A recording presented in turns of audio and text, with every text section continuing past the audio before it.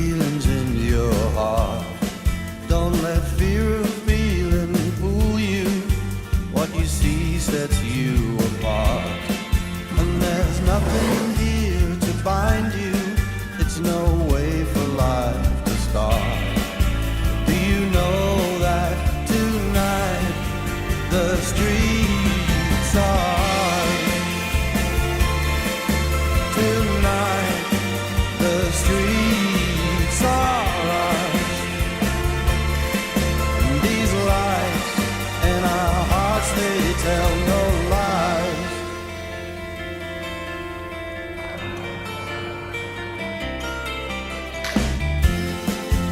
Those people,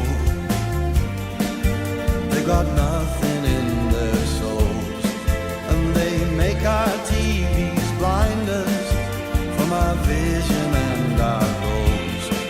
Oh, the trigger of time, it tricks you, so you have no way to grow. But do you know that tonight the streets are ours? These lights in our street are ours. Tonight the streets are ours. These lights in our hearts, they tell no lies.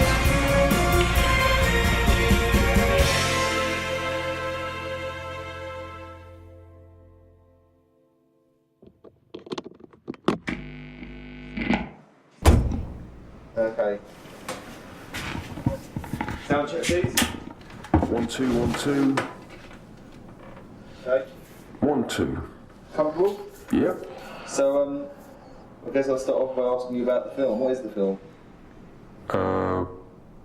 Well, the film is the story of what happened when this guy tried to make a documentary about me, but he was actually a lot more interesting than I am. So now the film is kind of about him. I mean, it's not Gone with the Wind, but there's probably a moral in there somewhere.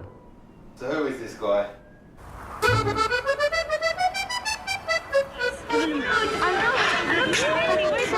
This guy was Terry Goetta, a Frenchman who had been living in Los Angeles since emigrating to the United States in the early 1980s.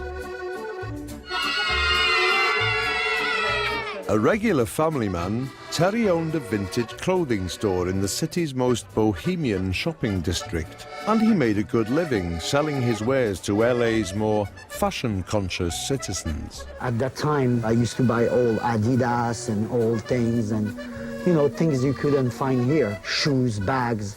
And I had a warehouse with big bales of these clothes and used to buy this for $50. I used to take things that when the sewing was different, I call it designer, and I put the price that is $400. So from $50, sometime I could make $5,000. But there was one very unusual thing about Terry. He never went anywhere without a video camera.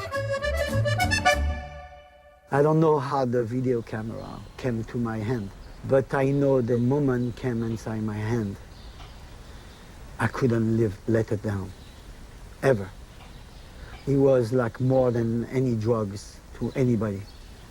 It was obsession.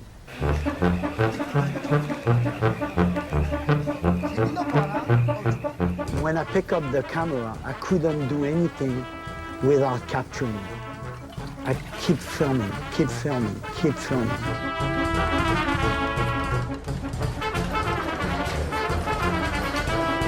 I was filming and filming myself, filming. It didn't stop. It just didn't stop. In my own house, when the kid grew up, I had cameras set up everywhere. I was completely nuts with camera. Even taking pictures, he would do it like, you know, like he was using even the picture camera like he would use a video camera. He was pretty much obsessed. He filmed constantly, tapes and tapes and tapes. Bah bien. As time passed, those who knew Terry stopped even noticing his ever-present camera, while everyone else soon learned how determined he could be. Can I take one picture and I go? One and I go. No. Yeah? Yeah? Go ahead. Thanks. C'est Jacques. Hey, how you doing? Ça va? Say hello to the French people. French people, that's enough. Stop recording. That's good. Okay. Why don't you go film someone else? Yeah, I do. Hey? I do. Why don't you go and do it now? Because it's not every day that I see.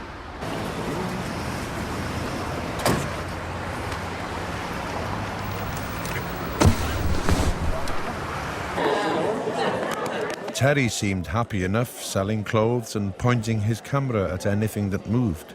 Until in 1999, on a family holiday to France, a chance discovery sent Terry's life in a dramatic new direction.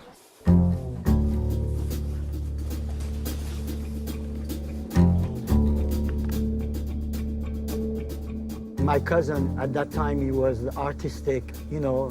He was putting mosaic together and trying to do the game of Space Invaders, recreating the character kind of way. So I filmed him. Ah, c'est un peu ce style, en fin de compte. Avant, il y avait toujours du blanc entre. Ouais, c'est de folie. Ouais. It was kind of fun because he was like doing some tile, very small, and put it in on top of couple building. And I thought it was really nice to put some stuff that you love, something that you want to express yourself, and put it outside, and people can see it. Il n'est pas droit, lève-le. Un petit peu plus sur le côté encore. Voilà, c'est bien.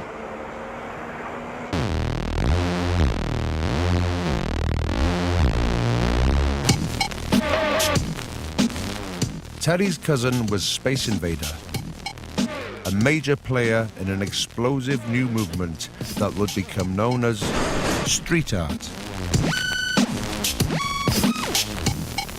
This hybrid form of graffiti was driven by a new generation using stickers, stencils, posters and sculptures to make their mark by any means necessary. With the arrival of the internet, these once temporary works could be shared by an audience of millions. Street art was poised to become the biggest countercultural movement since punk. And Terry had landed right in the middle of it. When I was with Terry, Terry was with his camera and he was filming me all the time. But when people were asking me what this guy is doing, I was saying it's okay, it's my cousin. And generally people were thinking, oh, this guy is cool, let him film. Mais c'est ton métier ou Bah, c'est ma passion. Qu'est-ce que tu fais pour gagner ta vie? J'ai fait plein de petits trucs et aujourd'hui, je fais un break. Through my cousin, I met Andre. Andre has this character that is a smiling face, that blinking an eye, and you know, with like long legs and walking everywhere, you know, like kind of a cartoon character. And I met Zeus.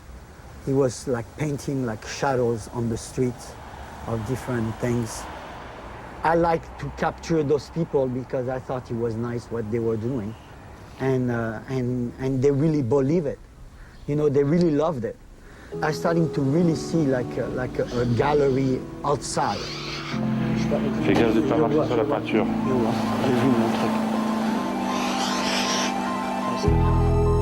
C'est la fin, la fin. Salut. Hey.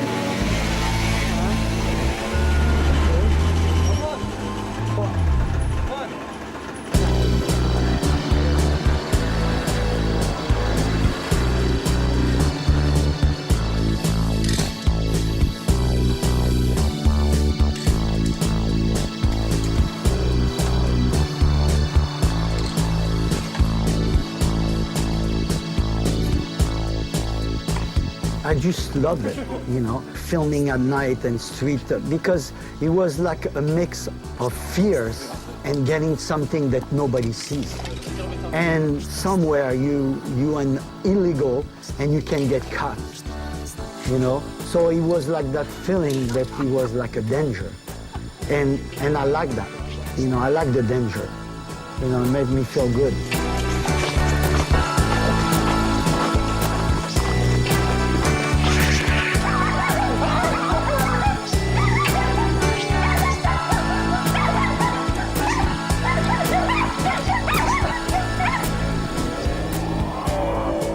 Terry had accidentally found a focus. The man who would film anything had stumbled into an intriguing underground world. And now that he had found it, he wasn't about to let it go.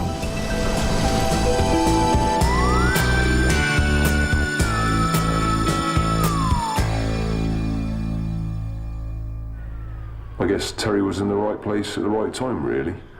I mean, the thing is that most normal art is built to last like hundreds of years. It's cast in bronze or it's oil on canvas, but street art has a short lifespan, so it needed documenting. You know, we all needed someone who knew how to use a camera. A few months later, Invader visited Los Angeles for the first time, giving Terry the chance to pursue his new passion on home turf. Okay, allez, viens, il y a les flics. You can't do that here. It's to take pictures. Right, not here, not that. No, that's graffiti. That's not graffiti. What do you know? No, but that's not graffiti. Then remove it, 'cause you guys That's gotta an go. art. That's an art. You guys need to go. But this is like Space Invader. You know Space Not Invader? here. I know Space Invader, not here, no. You don't know Space Invader? Go! I was filming Space Invader, but I wanted more. You know, so I mean, it's like I could get him all the time. So I wanted somebody that I couldn't get. Terry's opportunity to meet someone who could keep him in steady thrills came a few days later when Invader arranged to meet up with another West Coast street artist. His name was Shepard Fairey.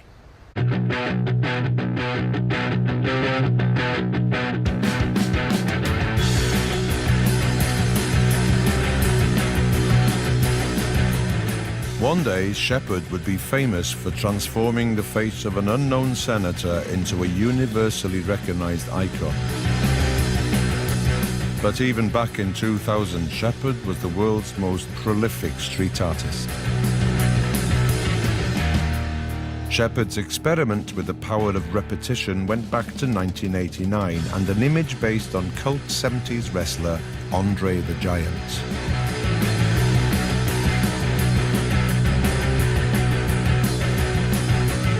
Combining Andre's face with a command to obey, Shepard had already clocked up over 1 million hits around the world. And although he didn't know it yet, his world was about to collide head-on with Terry's.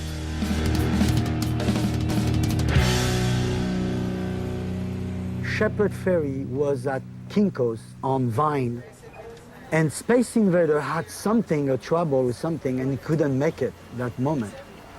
But me, I wanted to meet the guy. So what I did, I went and met him. Invader? No, Terry. I didn't ask him, I just filmed. That was my thing. I didn't ask him anything. When I came with the camera and I started filming. So why did you do him? You don't know? Oh, you knew the guy. Funny looking.